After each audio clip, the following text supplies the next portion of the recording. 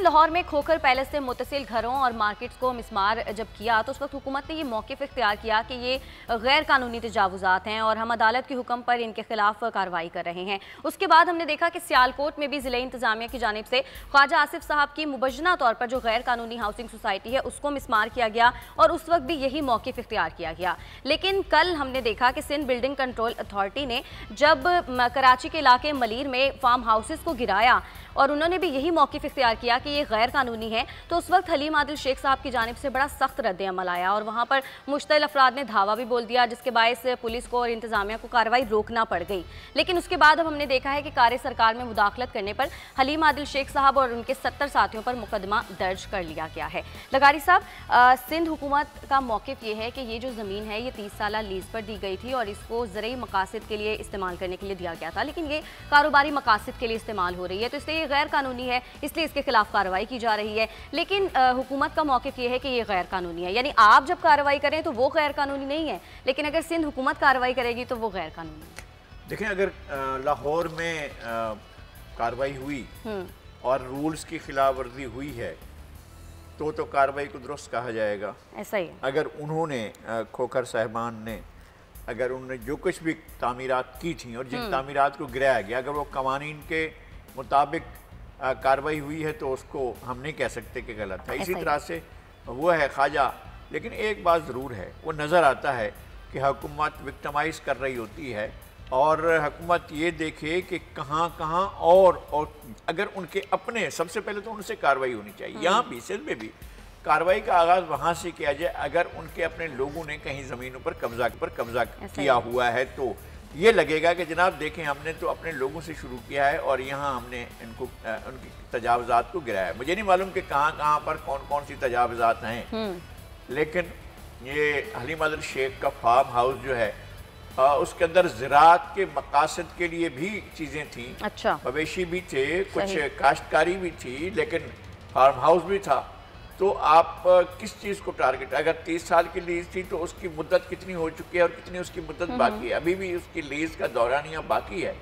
तो अगर ये भेड़ चाल चली कि आप चलें, आप भी, आपका भी हम टारगेट करेंगे, फिर वो मुखालिफ के उसको टारगेट करेंगे, तो इससे बेहतर ये है कि ये सारी सूरत यार सामने, और कोई भी अगर कानून की खिलाफ वर्जी करता है, कोई भी अगर रूल्स को वायलेट करता है, यहाँ लोग अदालती फैसलों को खातिर भी नहीं ला रहे हैं। यहाँ पर ऐसा है कि अदालतों ने फैसले दिए और लोग अदालतों के, वही पार्टी जिसको अदालत के फैसले ने उसकी बात नहीं मानी, वही पार्टी फिर अदालत में चली जाती है और कहती है कि जनाब मेरा फलां मामला जो है उसको ठीक किया जाए, जबकि अदालत फैसला दे चुकी है।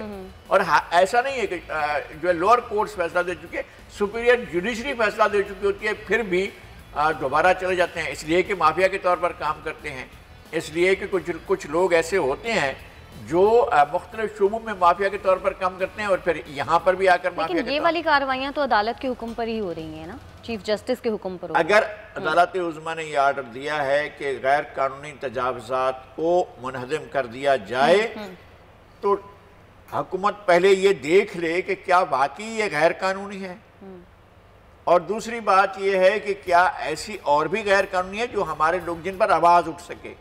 यानी वहाँ पर भी नहीं किया उन्होंने इस बात का ख्याल कि उनके अपने लोग, यानी खोखर बिरादरान के खिलाफ कार्रवाई नहीं, तो दूसरे उनके जो कज़न खोखर जो पीटीआई में हैं वो तो महफूज हैं। तो ये चीज़ समझ क्यों नहीं आती कि इस तरह से वो तासुर ये वाला बन जाता है ना कि आप शायद विक्टिमाइज कर रहे हैं। मैं ये कह रहा हूँ कि देखें, अगर लीडर ऑफ अपोजिशन के बारे में ये तासुर पब्लिक में जाता है कि उनको विक्टिमाइज किया गया है तो पब्लिक सिंपैथी उनकी तरफ जाती है।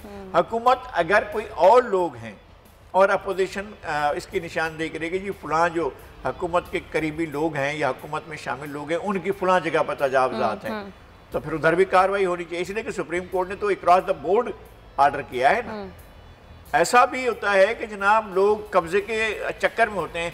इस सूरत हाल ने और ज़्यादा ख़राब किया है, बहुत ज़्यादा चीज़ें ख़राब हो रही हैं।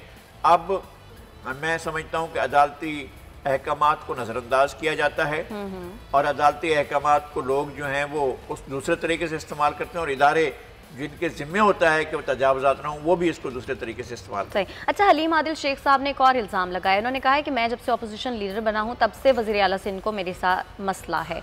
वज़ीर आला सिंध का डायरेक्ट वो कह रहे हैं इन्फ्लुएंस है, उनसे क्या मसला हो इस सकता बात है? को नहीं समझता हूँ। मैं समझता हूँ कि वज़ीर उनके लीडर ऑफ अपोजिशन की बनने की वजह से नहीं है। अच्छा, अगर उनका जो स्टैंड है जिस पर कार्रवाई की है, उस कार्रवाई को हम देखते हैं तो फिर हमें उसी तक रहना चाहिए कि ये कार्रवाई हुई है। अगर ये लीगल काम नहीं था तो उसके खिलाफ हुई है। लेकिन हुकूमत को अपने लोगों के बारे में भी देखना चाहिए कि अगर ऐसी ही तजावुज़ात उनके लोगों ने कायम कर रखे हैं तो फिर उनका भी इंतज़ाम होना चाहिए। सब्सक्राइब करें और बेल दबाएं ताकि कोई खबर रह न जाए।